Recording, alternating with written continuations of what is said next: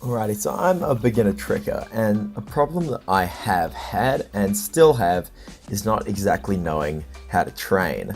So tricking can feel like it has this enormous entry level skill barrier, where even like a backflip on grass is seen as like the most basic trick there is, and it only goes up from there, so it can feel really daunting to get into.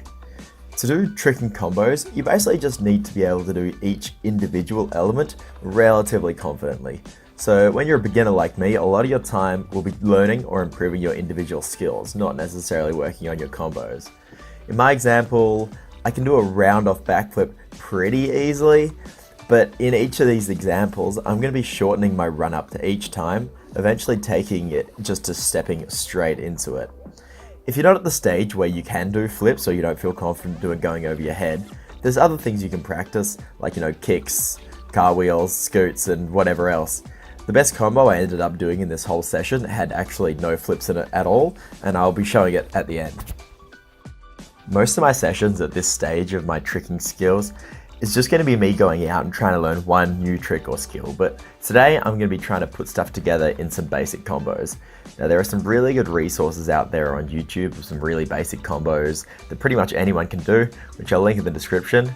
But the main idea is that once you get a base of different tricks, you'll start to realize that your feet and body will end up in different positions at the start and end of each trick. Now in this example, my second kick puts my right foot behind me, putting me in the starting position for a scoot. So we'll just see that here. Now, you don't have to copy combos off the internet. The cool thing about tricking is that you get your own style over time. So if you can make something flow, go for it. You don't have to do exactly what someone else has done. I just jumped out of frame there. See ya. So now I'm trying to add that round off backflip at the end of my combo here. So you can see I'm setting for it. Now you can add or take away different elements depending on how you feel about them. Remember, it is your style. So, I was thinking, can I add this? Do I have the power? I pretty much almost did. It didn't land on my head, so that was okay. Now I've cut out a lot of failed attempts here, where just like a small part in the middle of the combo was off, where I was, a little off balance, so I couldn't really keep going. So I was getting pretty tired. I didn't really get a very clean finish to this combo before I gave up on it for the day, but that's okay. You don't need to drill something into the ground. Sometimes it's better to just try next time when you're fresh, and you honestly might surprise yourself by how well you do. This was my best one of the day. It's not great, and I didn't really land the backflip, but, I was getting super tired and I was happy with that. So here are a couple fails for you. So I used to be pretty good at the cartwheel front flip before I fractured my ankle. And I've had a lot of trouble getting it back, so here's me trying to get it, and clearly not getting it, because I land pretty much on my ass. That was alright.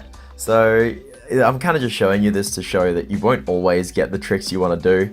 And then you'll see later on in the combo, I just adapt it into a dive roll instead, because the dive roll is something that's pretty easy. So this next part is me trying to incorporate a new skill that I know into a combo, which is the inwards 360 dive roll. And I realized that the outward crescent kick, instead of going into a scoot, I could just have that foot behind me and then go for the inwards 360 dive roll. So you can see I'm hesitating on it there, and then I get into that stance, and then I kind of just do it. So just getting it flowy will just take a bit of practice for me, so I think I'm going to do that one now. And why not finish it with a bit of a combo going off the screen again. So here's me adding it on to the combo, getting a bit more flowy, so you can just see how you can add individual elements to your combos if you just know where your hands start. And I'm just going to add that dive roll now, so that's going to be the full combo. So this is the combo I was talking about that doesn't actually have any flips in it, but it's probably the coolest thing I did that day, so not super exciting, but I like it. So I hope this showed you some of the mentality behind adding stuff to your combos and how you don't really have to do anything too crazy to feel like you went out and actually had a good tricking session. This session took me quite a while, so I hope it helped you out and gave you a bit of the insight into the mentality of how I train.